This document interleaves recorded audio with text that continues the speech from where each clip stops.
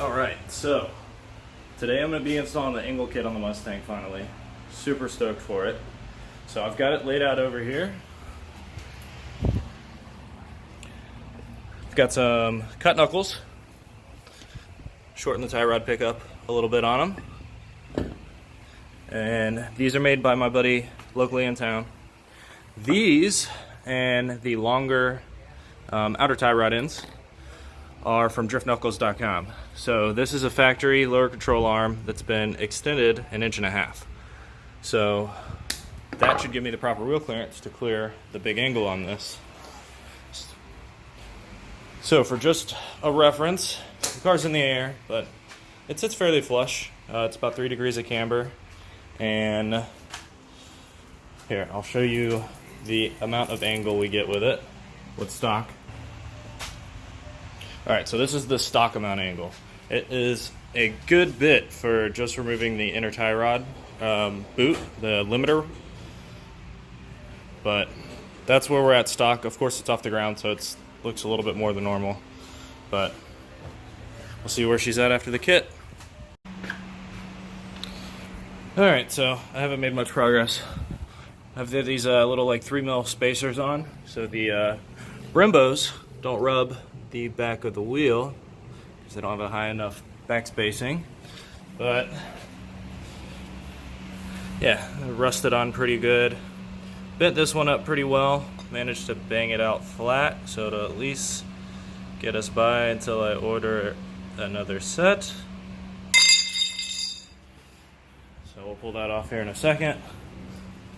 This one's finally breaking free, so get it off with, I'm gonna try and get it off and not bend it, which is difficult because they're aluminum, so yeah.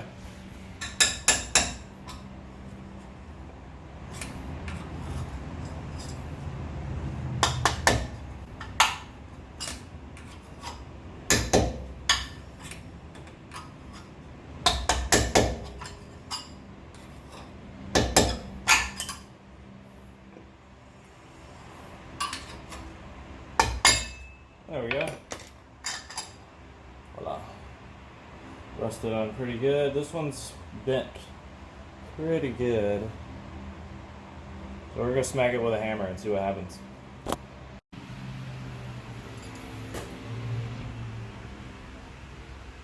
Pretty close. Not bad. It'll work. It'll get us by. So moving on. Quick note. This floor makes it really easy to lose little bolts like this. Very difficult to notice. So, put them down. Back to it. Alright, so the comparison to the stock tie rod point to the modified one. So, it is a good bit shorter overall length. Oh, I've gotten everything pulled off. There's the factory one, and this is the aftermarket modified. So you can see the difference with that 1.5 inch extension. It's going to pull the wheel out considerably from the wheel well just to give it that extra clearance for the increased angle. Alright, so I've got the passenger side already done, and the driver's side, we have everything pulled off, lower control arm, knuckle. I've got the Drift Knuckles extended lower control arm bolted on already. Just these two 21mm bolts, one on the other side. The one on the other side is a pain, so a ratcheting wrench like that will be your friend. Then, to remove that bolt, you can see it here, you have to take the tie rod inner off, or pull the rack, but this is just easier. So I pulled this off, threading it back on now, use a little bit of blue Loctite, and we're about to throw the knuckle back on and bolt everything up. Alright, so I got the angle kit all done. Super stoked for it. It looks great. So, decent amount of poke with the 1.5 inch spacer. Still got to play with the alignment a little bit just to make sure I get it that in a little bit better so I can drive it. Do some tape measures. But let's go full lock left.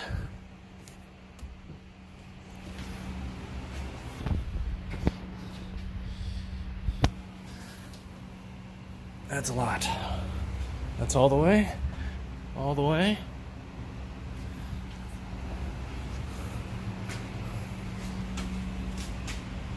Yeah, that's quite a bit. The trailing wheel. Yeah. Looks good. Let's go full lock right. Oh, it looks like it's got binding. It feels like it once you hit full lock. There we go. It's not WiseFab, but it's a damn good improvement over stock.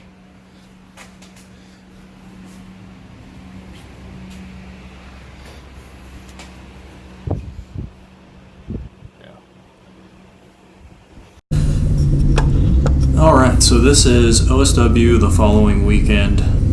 Just throwing some clips in here to give you an idea of how good the angle is. I'm not able to use all of the angle right now because the wheels do rub the lower control arms at full lock, just because the front wheels are a little bit too wide for the car. But the bank on OSW was completely dry except in the middle, and then the transition was very wet, making it very difficult to transition from dry to wet.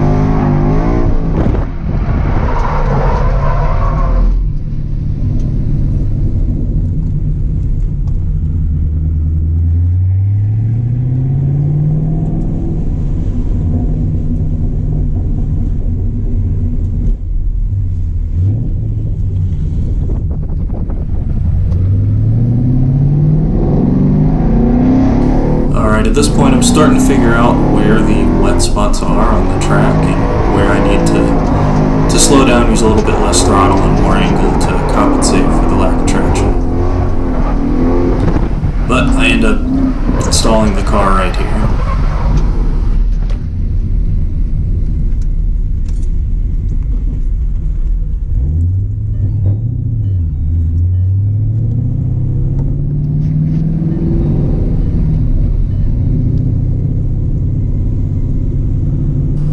This is probably my best run.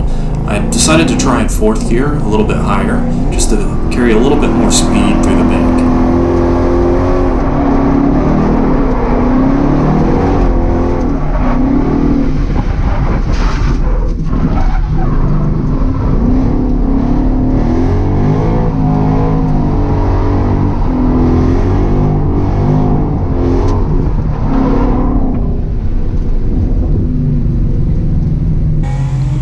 So this is the skid pad at OSW. If you haven't driven it before, it's actually really, really slick, especially in the wet.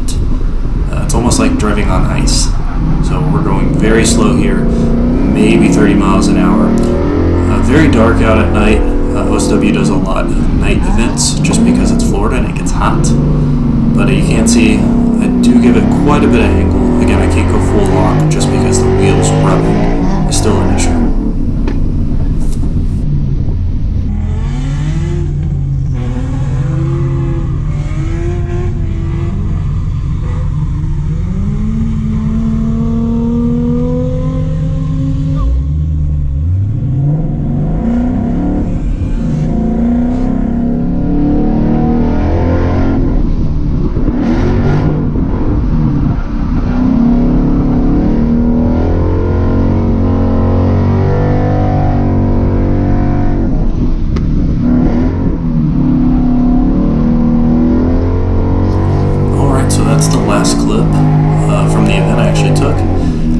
be back out soon, hopefully with a different set of wheels up front, something a little skinnier, so it doesn't rub and we can actually see how much angle I'm actually getting out of the car. But overall, the car's performing phenomenally. I am going to have to do a clutch soon. I'm just having some issues, but I will cover that in another video. Anyways, thank you guys for watching, and I'll see you guys on the next one.